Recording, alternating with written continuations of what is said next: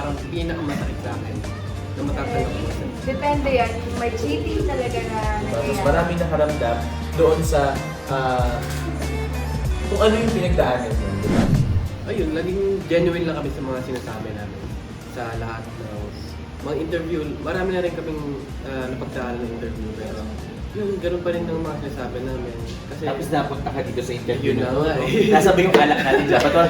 Di ba cheers tayo? Bakit wala tayong inuman dito? Pag Kyoja ang guest, walang inuman. Pero kapag kung sino-sino kasama ko sa bar, inuman, alak, oo. Pag Kyoja, baka naman pa-sponsor ng tequila dyan, oh. Ay, charot lang. Pero oo, tama yun. Alam nyo, ang key is yung pagiging genuine. Yes. Lalo na sa industry, sabi mo, ang focus nyo ngayon, career, just be genuine. Yes. Diba? Bukod sa pagiging genuine, maging humble pa rin. Diba? Kaya mag-bar tayo mamaya. Ay. Hindi pwede. Charot lang. Focus sa akin, tapos niyaya mag-bar. Pinagpuyat. Parang matubong ka ng tigyawat. Kailangan nagpupuyat ka paminsan-minsan. Pupuyat ako lagi.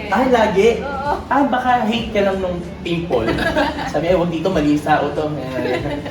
Pero, alam nyo, sa dinami-dami ng comment na nababasa nyo, merong good and bad, tingin nyo, 5 years from now, future, kasi nasa present tayo ngayon, ano yung pinaka nakikita mo sa sarili mo ngayon? Sa akin naman, I think, wala, kasi gusto ko lang manifest. Kasi matagal na talaga akong gusto mag-artista. Bata pa lang ako. And ayun, parang hindi na natutuloy yung pag-artista ko ng bata ako. Kasi na, hindi pa ako nakapag-workshop. And wala pang ganun na parang walang connection. Walang connection para mag-workshop or anything. Ayun, ngayon, buti nga ngayon, nagpapasalamat ako dahil nga sobrang daming pangyayari. And naiisip ko sa future ko na baka, malay mo may pelikula na kami ng Yosu. Kala ko naisip ko sa future ko, ano ang apelido mo bro? Ginto. Naisip ko sa future ko, Ginto na yung apelido ko. Ako na si Bladja, this one Ano? called Ginto. Hindi, expect Yan mo. yung in-expect ko kanina. Kala maging apelido na. Uy, Joke lang yun. Kinabahan talaga. Ang bilis ng 5 years na mo susunod, ano na tayo? Diba? Pero, I mean, maganda. Tama yun, mag-manifest lang. Sabi nga, alam mo, meron akong nabasang isang libro na, hindi pala libro, may narinig ako. Alam mo naman talaga, reader ako ng book eh. Kunyari matalino. Sorry. Pero, sabi nga, sometimes na yung blessing, binibigay siya sa'yo sa most unexpected way. Diba? Kaya ito, napakagandang blessing nito para sa inyong dalawa. Na natutupad mo yung dream mo, at the same time, kasama mo yung taong mahalaga sa'yo. Diba? Bibihira yan, yung makakatagpo ka ng taong kasama mo sa pangarap mo. Tapos yung taong kasama pa yun, ito yung importante pa sa'yo. Pipiligid ka naman. Abot mo sa akin yung kaya mo. Push na push ako Tama yan. Push na push. Ikaw naman, 5 years from now. 5 years from now, nakita ko, siguro nagkakareer pa rin ako. Kakarera? Career- Kabayo? No. Nasa career pa din siguro. Kala ko nagka-career ako. Kala ko. Then, sa tingin ko nasa showbiz industry na talaga. Like, movies and series siguro. Ganun. Ay, naku, balita ko parang meron pa parating na series sa inyo, ha? Diba, wala pa yung 5 years, parang may ano pa rin kayo, may pa-series na kayo ngayon, ha? Baka naman, oh, yung producer ng Kyoja, pwede ako kahit yung lumulunok lang ng bato, dinar na pa. naging dami na. Pero, sabi nga, hindi natin alam, maganda mag-manifest tayo ng future, pero at the same time, mas maganda pa rin, trabahuin natin yung present. Yung pagtatrabaho na yun ng buong puso at totoo. Buong puso nga kung ano ka naman, di ba? Kailangan buong puso at totoo, di ba? Kaya sana sa susunod na pagkikita natin, di ba? Ang sagot niya na sa aming dalawa kung mag-jowa kayo ay oo. Oh my God. Ako pala yung isa sa na-measure na part, no? Oo, na-measure. Yung tanong ko pa lang, may na-measure sa inyo, ako pala talaga yung na-measure. Hindi. Pero, ano naman ang sabi nung, kasi syempre, hindi natin ito madalas narinig, kaya talagang bilang, ano talaga ako, Diyos ang marites talaga ako, no? Ano naman sinabi ng parents yun nung sabi, uy, alam ba talaga na mag-ex kayo o ano kayo nun, patago kayong mag-jowa nun? Kaya nagulo, ay may ex mo din yung anak ko ha? Ano? Ano po, hindi talaga alam nila mom nila. Tapos nung parang sinabihan nga ni Sir Gay na nakasumali kami sa especially for you. Pinong natin mo, sino yung ex na? Sir, wala namang boyfriend yun. Hindi ko kilala siya dati, pero kilala sa kanya kaibigan ko lang. So, ayun po, parang tinawagan ni Sir Casey, Sir Mami, and ginausap ko na lang siya. Then ayun, after nung nag-segment, parang wala naman nangyari. Pagka-uwi ko. Wala naman nila nasabi. Anak, may ex ko pala, ha? Ex mo pala yun, ha? Wala Pero naman. yung sungit ng tingin nila. Nagulat eh. Pati sa kanya, kasi alam, kaibigan lang, di ba? Ikaw naman, alam naman, legal naman siya. Yung sa kanya, hindi. Kasi ano kami sa online lang kami palagi. Kasi siya, strict parents niya, nung kinuwento niya. And totoo naman yun. Tapos, ang nangyayari sa amin nun ay hindi kami nagkikita. In person talaga. Minsan lang. Minsan pala. Sabi naman sa hindi na. Hindi na. Minsan pala. Kasi hindi siya yung plano. Oo. Siya yung pinaplano na ano ba yung tawag doon? Kapag meron siyang pinupuntang event, pupunta ako doon sa event na pinupuntahan. Okay. So parang hindi siya plano, pero alam mo kung saan at kailan siya pupuntahan. Parang ikaw na mismo Ako nag-a-adjust for that. Pero ikaw ba nag-artista ka? Gusto mo rin mag-artista before pa? Like before, no. Hindi talaga. Hindi talaga. So ito lang dahil nasa Ako special nag-focus sa kanya. Okay. So, eto, nag-workshop na kayo ba ngayon? Yes. Tapos lang. Nakatapos. Talaga? Saan kayo nag-workshop? Sa Viva. Ang grabe naman, Viva. Ba't yan naman? Sali. Sir K, baka naman. Oh. Ready na ako mag-Viva Max. Oh. Yun. Kung hindi lang Pyoja, ako, naka-bikini ako dito. Cheers tayo.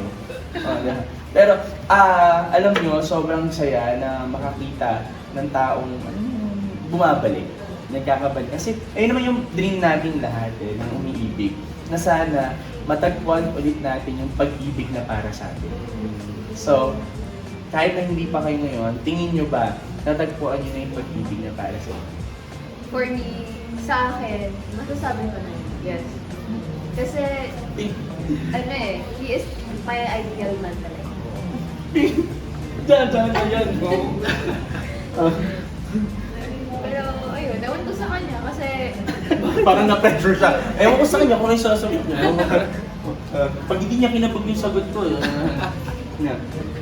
sabi niya na ngayon, as of now, kaya niyang sabihin na natagpuan niya yung true love. true love. Ikaw naman, Yosu. Ako sure na. Hindi. Ito si Ako sure ako na nakikita ko sa kanya. Kasi hindi naman, sobrang dedicated na ako sa kanya. Sobrang gusto ko siya i-pursue hanggang future. Yun yung nakikita ko. Ano yung mga love language? Kasi parang hindi kayo mapag-hiwalay kanyo. Ako ngayon nag-a-adjust sa Ayun na. malapit sa inyo. Alam mo- Kasi naiingit ako eh. Alam mo na yun. Ha? Alam mo na, physical touch. Physical touch. Physical. Sampalan. Ito, ganun sa... ang physical attack naman yun sa akin.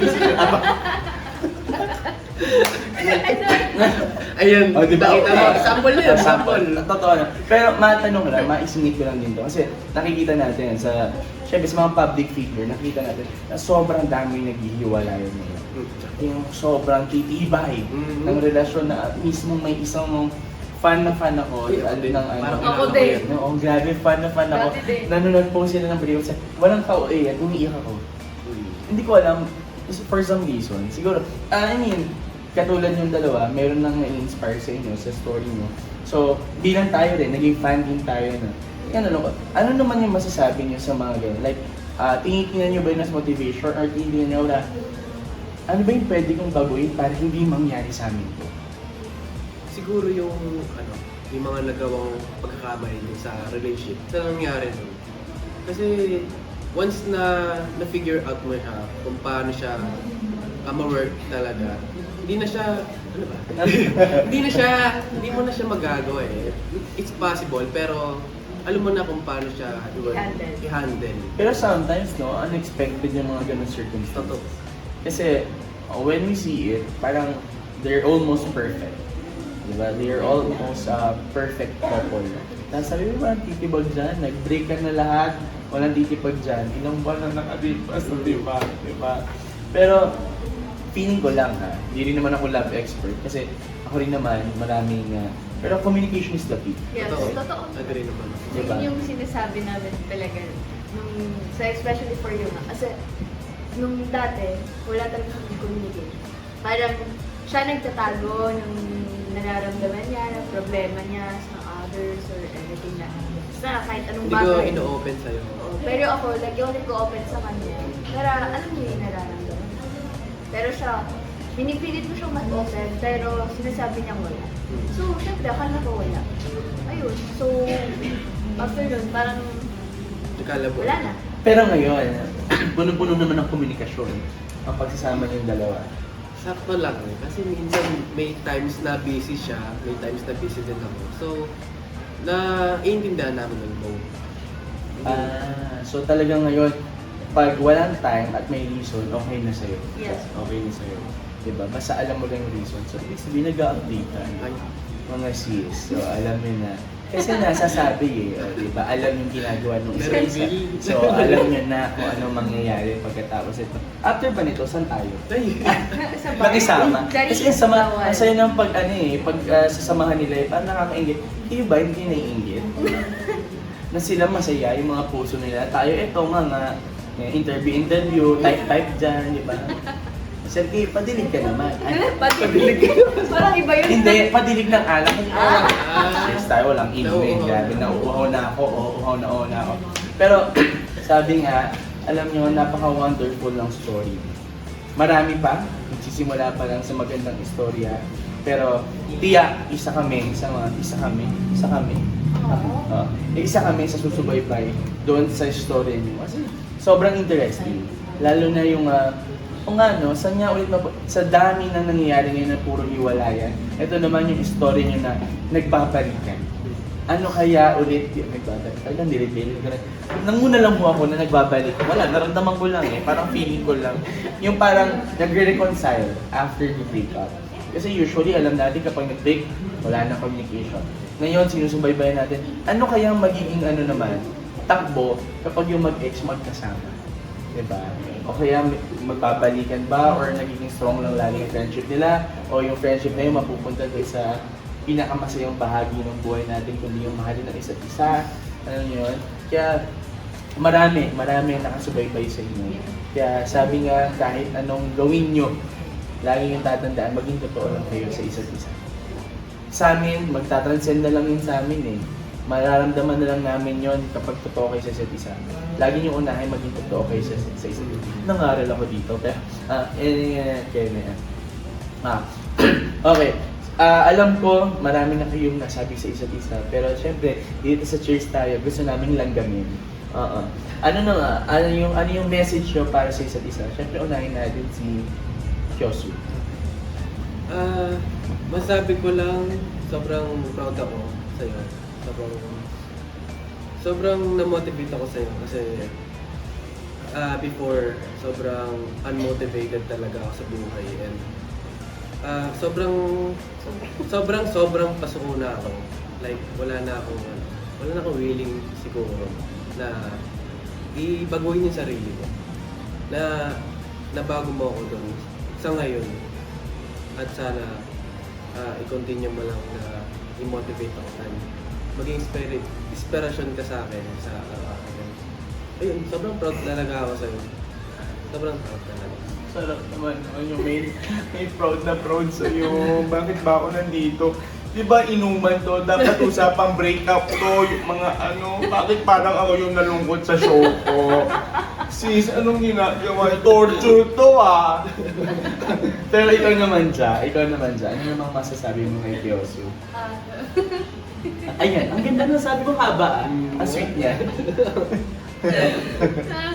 Alam mo, Oo na yung sagot niya. Parang alam ko na yung sagot niya. ito na naman tayo sa tao. Hindi na naman ito mawawala. Okay. Hindi mo pala tapos yung part. Akala ko naubos niya na. Hindi pa pala. Hindi ko alam kung saan tawa si Jaja no? Okay. Ko kasi mo ingay. QR. Hi, Koy. So, yun. Gusto ko lang din sabihin sa'yo na super proud ako sa'yo. Kasi, nakikita ko yung pag-growth mo. Yung una, parang walang ka lang, hindi ka motivated nga katulad yung sinasabi mo. Ngayon, nakikita ko na yung pag-growth mo, yung improvement mo sa sarili mo, at yung pag-hard work mo talaga. Parang hindi ka nawawala ng pag-asa. And ayun, gusto ko lang talagang sumuporta sa'yo. And lagi yung tatandaan na #1 fan mo ako lagi. Parang gusto ko lang lagi na ako yung sumusuporta sa'yo. Wala nang iba. Like, ano bang tawagin ko? Parang ako lang gusto magpa-motivate sa'yo or anything na i-push ka sa mga opportunity na dumadating, mga opportunities. Wala. Kasi gusto ko ako lang. Sige, ikaw na lang. Parang siya lang sapat na. Siya na lang kasi parang hindi ka na makahanap ng iba. Kasi si Jaja pa lang sapat na. Diba? Talagang ano. Pero guys, alam niyo, maraming salamat sa pagpayag niyo sa akin tonight.